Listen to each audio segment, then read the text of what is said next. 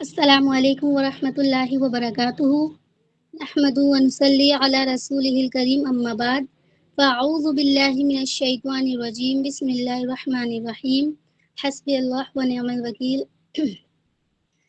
اعوذ باللہ من الشیطان الرجیم بسم اللہ الرحمن الرحیم وَيَسْأَلُونَكَ عَنِ الْمَحِيضِ قُلْ هُوَ أَذًى فَاعْتَزِلُوا النِّسَاءَ فِي الْمَحِيضِ وَلَا تَقْرَبُوهُنَّ حَتَّى يَطْهُرْنَ وَإِذَا تَطَهَّرْنَ فَأْتُوهُنَّ مِنْ حَيْثُ أَمَرَكُمُ اللَّهُ إِنَّ اللَّهَ يُحِبُّ التوابين ويحب المطهرين صدق اللہ العظیم۔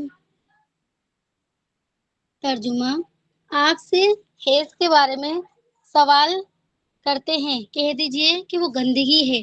حالت حیض میں عورت سے الگ رہو اور جب تک وہ پاک نہ ہو جائے ان کے قریب نہ جاؤ۔ جب وہ پاک ہو جائے تو ان کے پاس جاؤ جہاں سے اللہ نے تمہیں اجازت دی ہے۔ اللہ توبہ کرنے والوں کو اور پاک رہنے والوں کو پسند فرماتا ہے۔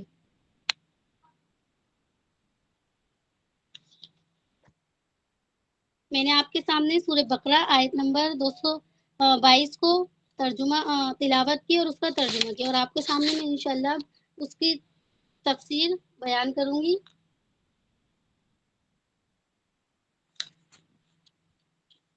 وَيَسْأَلُونَكَ عَنِ الْمَحِيضِ، حیض کے بارے میں آپ سے سوال کرتے ہیں۔ پہلے ہم اس کا پس منظر اور اس آیت کی وجہ جان لیتے ہیں کہ صحابہ کرام رضی اللہ عنہم نے اللہ کے رسول صلی اللہ علیہ وسلم سے یہ سوال کیا تھا، یہ پوچھا تھا۔ تو اس کی وجہ کیا تھی؟ اس کی وجہ تھی کہ یہودی اور بھی جو قومیں ہیں، ہندوز وغیرہ، ان سب میں نا عورت کو اس ٹائم پر جو پیریڈز ہوتے ہیں، جو حیض ہوتا ہے، اس کو بہت ہی گندا اور اچھوت مانا جاتا تھا۔ تو اسی بارے میں رہنمائی پانے کے لیے صحابہ کرام اللہ کے رسول سے پوچھ رہے ہیں کہ مطلب ہم اس ٹائم پر کیسے رہیں۔ جیسے اب پہلے بھی آیت ہم نے نکاح کی جو اس میں نکاح کا کانسیپٹ بتایا گیا تھا، تو اسی لیے جو نکاح ہوتا ہے اس کے بعد جو ہسبینڈ اور وائف کا جو ریلیشن شپ بنتا ہے، تو اس کے لیے بہت ہی امپورٹنٹ باتیں ہوتی ہیں جس کو ہمیں لے کر چلنا ہوتا ہے اسلامک وے میں۔ تو اس لیے جو یہودی تھے، وہ جب عورتوں کو پیریڈس آتے تھے، جو حیض آتا تھا، اس دوران وہ انہیں بالکل اچھوت سمجھتے تھے۔ نہ وہ ان کے ساتھ کھانا کھاتے تھے، نہ ان کے ساتھ رہتے تھے، مکمل طور سے ان سے اجتناب کر لیا کرتے تھے، انہیں اپنی لائف سے بالکل ہٹا دیا کرتے تھے۔ تو اسی کے بارے میں جو صحابہ کرام تھے بہت پریشان ہوئے کہ ہمیں اس ٹائم پر کیسے رہنا ہے۔ حیض میں بتاؤں تو حیض کہتے ہیں مطلب جو لڑکیوں کو، جو عورتوں کو ہر مہینے پیریڈس آتے ہیں، اس کو ہی حیض کیا جاتا ہے، حیض کہتے ہیں عربی میں۔ تو اور پھر عیسائی میں یہ تھا کہ وہاں پر عورتوں کو بالکل مطلب نارمل مانا جاتا تھا، اور ان کے ساتھ ریلیشن شپ بھی بنایا جاتا تھا، جمع بھی کیا جاتا تھا، سیکشل ریلیشن جو ہوتا تھا وہ بھی کیا جاتا تھا۔ تو وہ اس ٹائم پر صحابہ کرام پریشان ہوئے کہ مطلب ہم کس طریقے سے رہیں۔ یہودی تو بالکل ان کو بالکل بائیکاٹ کرتے ہیں اس ٹائم پر، نہ ان کے ساتھ کھانا کھاتے ہیں، نہ ان کے ساتھ رہنا پسند کرتے ہیں، اور نہ ان کو کسی کام کی اجازت دیتے ہیں۔ اور عیسائی جو تھے وہ بالکل نارمل طریقے سے رہتے ہیں، حتیٰ کہ ان کے ساتھ ہر طریقے کا تعلق بھی قائم کرتے ہیں۔ تو اسی دوران اس کے ہی سوال کے جواب میں یہ آیت آئی ہے کہ آپ سے یہ حیض کے بارے میں سوال کرتے ہیں، کہہ دیجئے کہ وہ گندگی ہے۔ قل ہوا اذن۔ اب یہاں پر جو اذن کا جو مطلب ہے وہ دو بتائے گئے ہیں، جو دو ہیں، ایک تو گندگی کے لیے آتا ہے، قل ہوا اذن ایک گندگی کے لیے آتا ہے، اور ایک آتا ہے اذیت کے لیے، بیماری کے لیے۔ تو اس میں یہ ہے کہ یہ ایک گندگی ہوتی ہے، حالت ہے، یہ بالکل ناپاکی ہوتی ہے، مگر یہ بیماری کے بہت قریب ہوتی ہے۔ اس میں عورت بہت ہی متاثر ہوتی ہے، وہ اپنے آپ سے پریشان ہوتی ہے، اور اس کی باڈی نارمل نہیں ہوتی، وہ اب نارمل ہوتی ہے اس ٹائم پر۔ وہ اس کو اس لیے اسے بیماری بھی کہا گیا ہے، طبی معاملات بھی کہا گیا ہے، اور اسے گندگی بھی کہا گیا ہے۔ تو آپ کہہ دیجیے گندگی ہے، حالت حیض میں عورتوں سے الگ رہو۔ تو عورتوں سے الگ رہنے کا مطلب یہ نہیں ہے कि आप बिल्कुल ही उनसे अलग रहें, उन्हें अछूत समझें, उनको दूर करें, उनके साथ खाना ना खाएँ, उनको बायकॉट करें इस दौरान। मतलब ये है कि अलग रहो, सिर्फ़ उनके साथ हस्बैंड वाइफ़ और मतलब जो जिमा वाला कौन-सा रिलेशन है वो कायम ना करो। उनसे दूर रहो का मतलब सिर्फ़ यही है कि उनसे उस टाइम पर कोई भी सेक्सुअल रिलेशन ना कायम करो।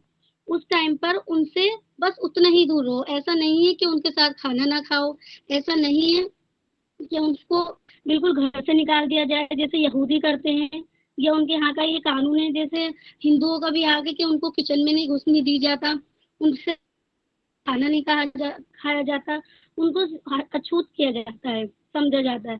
तो ऐसा कुछ भी नहीं है।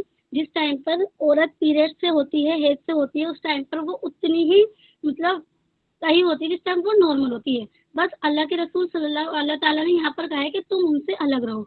ये इशारा दिया गया है, जब ऐसे कोई मामलात आते हैं तो इशारों में ही समझाया जाता है। तो कुरान ने भी यहाँ पर बहुत ही खूबसूरती से इशारा दिया गया है कि आप उनसे अलग रहो, उनके करीब ना जाओ। तो इसका ये मतलब नहीं है कि तुम उन्हें बिल्कुल अपने आप से अलग कर दो। सिर्फ़ उस टाइम पर अपने आप से उनको इतना दूर करो कि और कोई जिमा ना कर पाओ, सेक्सुअल रिलेशन नहीं बना पाओ।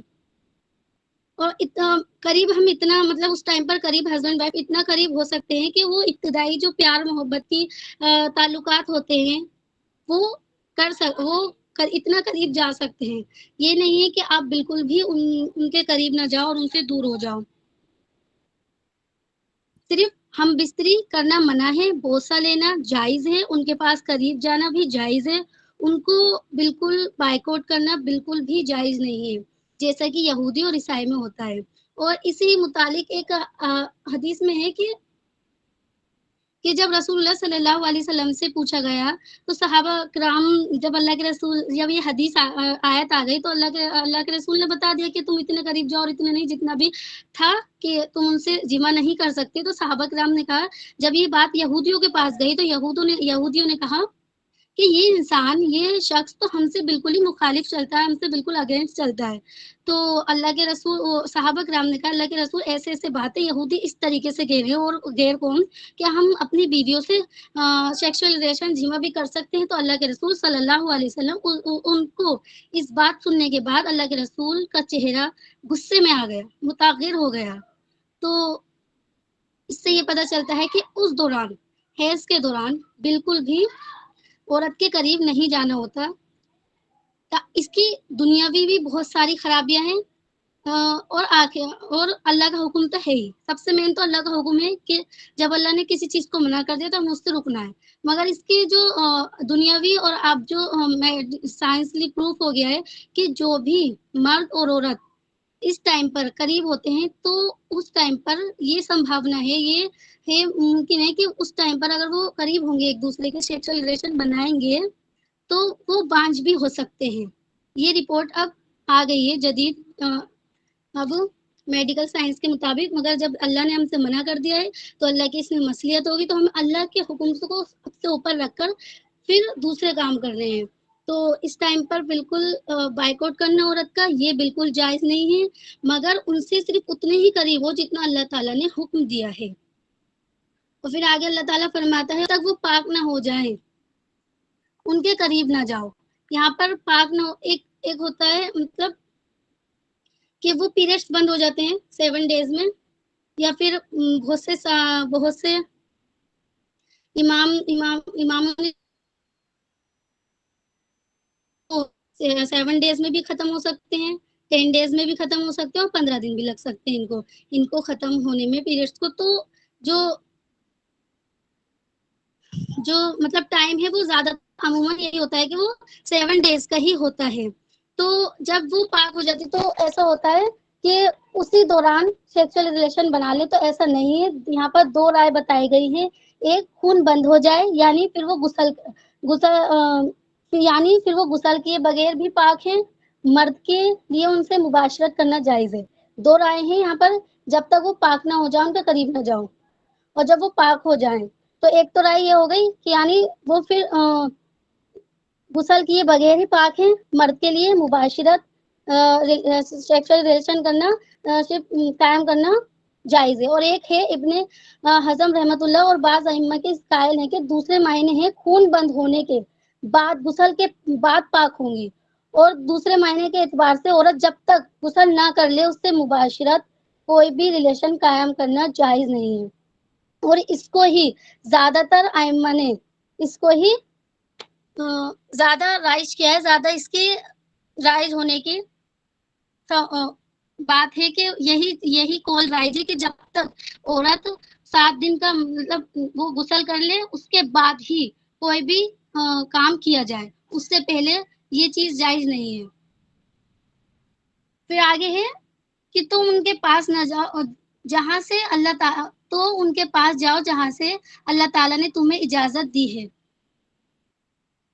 इसका मायना है कि जहां से अल्लाह ताला ने इजाजत दी, यानी क्योंकि हालत हेज में भी इसके हालत हेज में जिस जगह से हालत हेज आता है तो अल्लाह ताला ने उसी जगह से ही इजाजत दी है।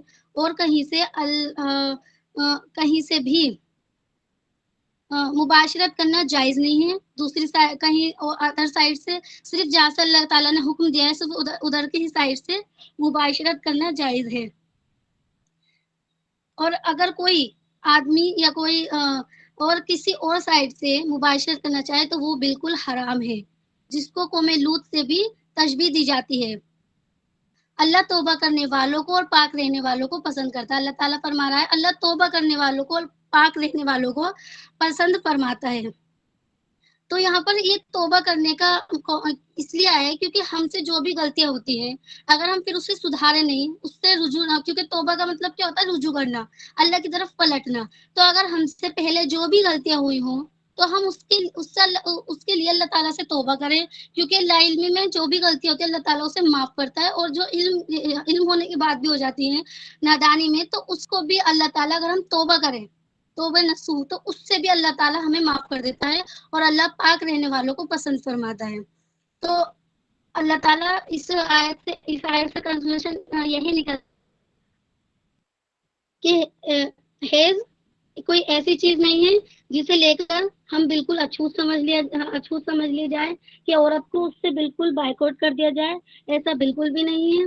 और जिस अंदाज में जैसे बाज दफा होता है जब हम कुरान पढ़ा रहे होते हैं या पढ़ रहे होते हैं तो इस तरीके की आयत आ जाती है तो हम सोचते हैं कि ये भी इबादत में लिखी जाएंगी, कि ये भी कुरान का हिस्सा है। तो हाँ, ये हमारी इबादत का हिस्सा है, इसको भी हम उसी तरीके से लेंगे जैसे बाकी आयत को लेते हैं।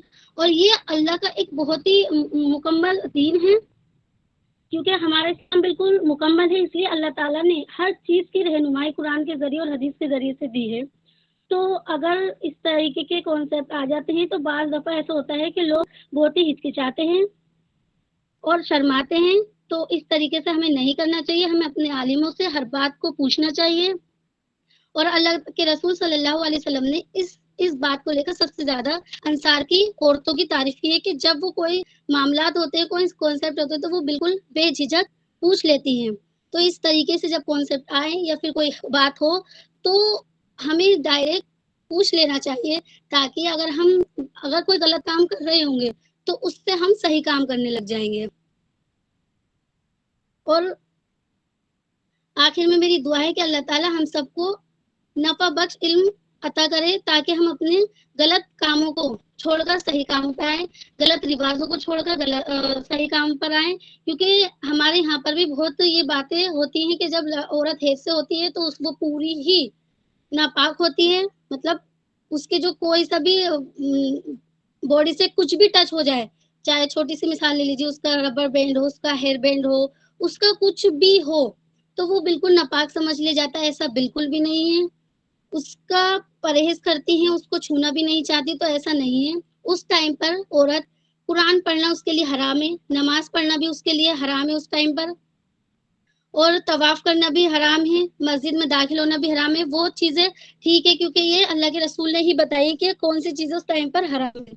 और रोजा रखना हराम, मतलब उस टाइम पर मना है, मगर उसकी कजा होगी। पर नमाज की उस टाइम पर नमाज की इस दौरान अगर नमाज छूटेगी तो उसकी कजा नहीं होगी और रोजे की कजा होगी। तो ہمارے یہاں بہت ہی غلط کانسیپٹ اس کے تھرو پھیل گیا ہے کہ مطلب جب وہ حیض سے ہوتی ہے تو وہ کچھ نہ پڑھے، ذکر اذکار کرنا اس کے لیے جائز ہے، وہ رات اور دن اور شام کے جو بھی اذکار ہوتے ہیں وہ پڑھ سکتی ہے، اور جو حدیث وغیرہ ہوتی ہیں وہ بھی پڑھ سکتی ہے۔ اللہ تعالیٰ سے دعا ہے کہ اللہ تعالیٰ ہمیں صحیح سمجھ عطا فرمائے۔ وآخر دعوانا ان الحمد للہ رب العالمین۔